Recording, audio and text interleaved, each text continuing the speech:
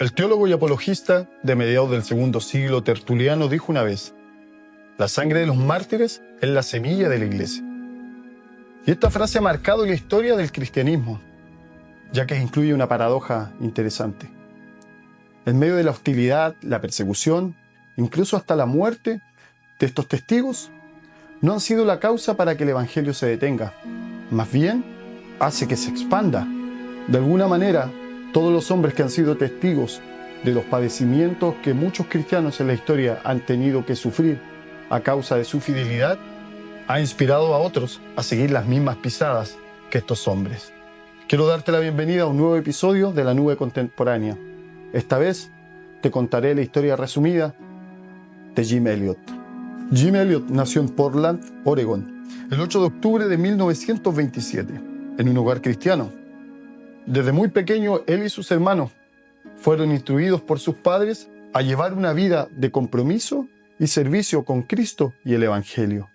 En 1945, Jim entró a cursar sus estudios académicos y teológicos en el Wheaton College, en Illinois. Allí, mientras estudiaba griego y teología, conoció a Ed Macaulay y a Pete Fleming. La amistad de ellos se forjó en conversaciones profundas.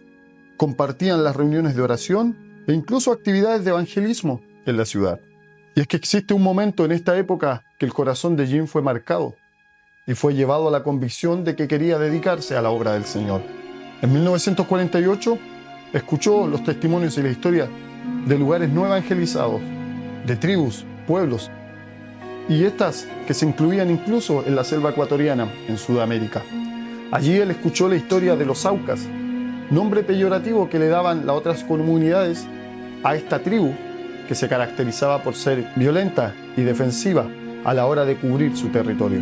Tras graduarse, Jim investigó sobre pueblos no alcanzados y se puso en contacto con misioneros en Ecuador. Y fue en 1950 donde él recibió una carta de Betty Howard, misionera entre los quechuas y hermana de un antiguo compañero de Wheaton, invitándole a unirse a la obra, con apoyo de sus padres, iglesias locales y el círculo misionero Christian Missions en Maryland.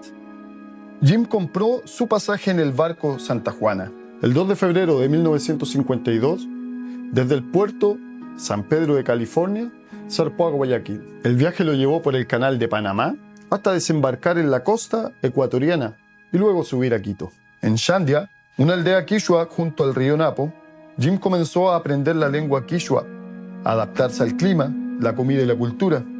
Enseñaba la Biblia, formaba líderes locales y viajaba por río a otras comunidades. Durante toda su estadía, su experiencia desde su llegada, Jim, entre muchas cosas, escribía cartas y notificaba a su familia, a sus cercanos y a todos aquellos que estaban interesados apoyando su misión en reportar qué tal iba su trabajo.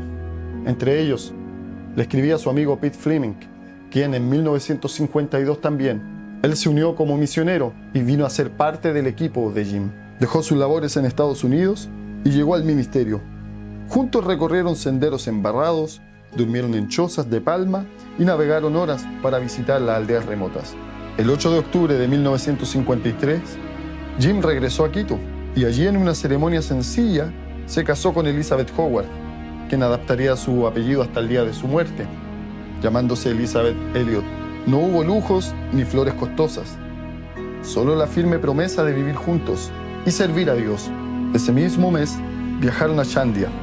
La luna de miel fue el trabajo diario: predicar, discipular, formar, animar y asistir a estos nuevos creyentes indígenas que el Señor estaba trayendo a salvación. En 1954, Ed Macaulay con su esposa Marilú y sus hijos se instalaron en Arajuno, no lejos de Shandia, así que la amistad universitaria se convirtió en hermandad misionera.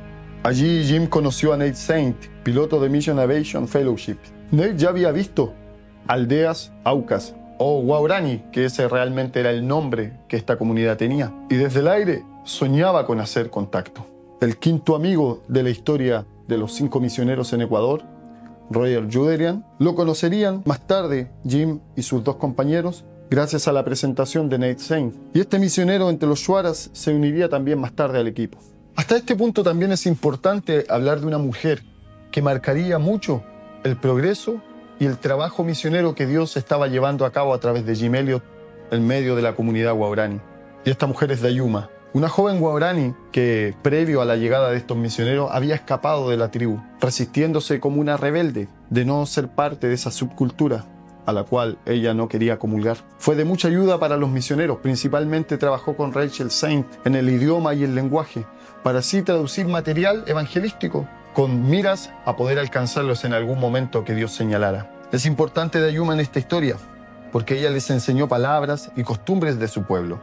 Creían que con su ayuda podrían romper la barrera del miedo. En 1955 comienza la ejecución de un plan que venían trabajando hace unos meses. Nate Saint, más algunos de los misioneros estarían turnándose con la avioneta y sobrevolarían, en primer lugar, la selva y el territorio que se estimaba donde podían vivir los Aucas, para poder iniciar un contacto con ellos. Los primeros viajes no fueron satisfactorios, no alcanzaron a ver nada, no pudieron reconocer chozas y no pudieron ver actividad ni movimiento de estos indígenas. Sin embargo, llegó un día donde pudieron divisar dónde ellos se situaban. Con mucha alegría regresaron y prepararon los primeros encuentros. Una vez que estos indígenas reconocieron esta avioneta, salieron de sus chozas para mirar con curiosidad qué era lo que estaba pasando por el aire. Los misioneros aprovecharon la oportunidad para lanzar desde el avión regalos, haciendo descender una cuerda, amarrada a una cubeta y dentro de la cubeta, y lanzaban machetes, incluso ropa y comida, todo lo que pudiera ser útil para esta pequeña comunidad. Habían ocasiones donde los mismos indígenas también enviaban regalos para nuestros misioneros entusiastas. La esperanza crecía. El 3 de enero de 1956 dieron un paso más. Aterrizaron en la playa de arena junto al río Curaray, a la que ellos bautizaron y llamaron como Palm Beach, la playa de las palmeras. Instalaron un campamento base y en los días siguientes algunos guaraníes se comenzaron a acercar de manera amistosa. Todo iba bien, pero el 8 de enero todo cambió. Un malentendido, la creencia de que los misioneros habían secuestrado a Dayuma, provocó que un grupo decidiera atacar primero.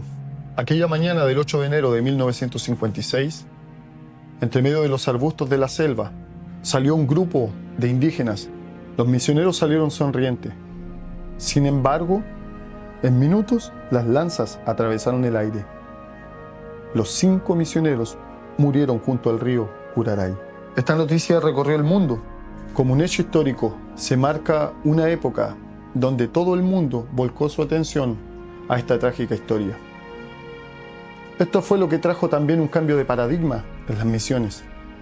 El estudio de la misionología se vio afectada, quizás de manera positiva, en otro aspecto de manera negativa, a la reconsideración de cómo la Iglesia estaba llevando a cabo la tarea misionera en la era moderna. Sin embargo, más allá de todo eso, el tiempo dio la razón. El tiempo enseñó en medio de los cuestionamientos, donde muchos preguntaron si realmente Jim Elliot había acertado en las decisiones que tomó, si realmente las oraciones que dijo que Dios le había contestado realmente provenían de él, o simplemente se había equivocado. Sin embargo, la vida de Elizabeth Elliot y Rachel Saint, que es hermana de Nate, el piloto, ellas decidieron regresar y vivir entre medio de los guaraníes y continuar la misión. Ellas fueron el testimonio público de que por más controversial que haya sido esta historia, Dios estaba ejecutando este plan. A través de años de convivencia, el Evangelio transformó su cultura.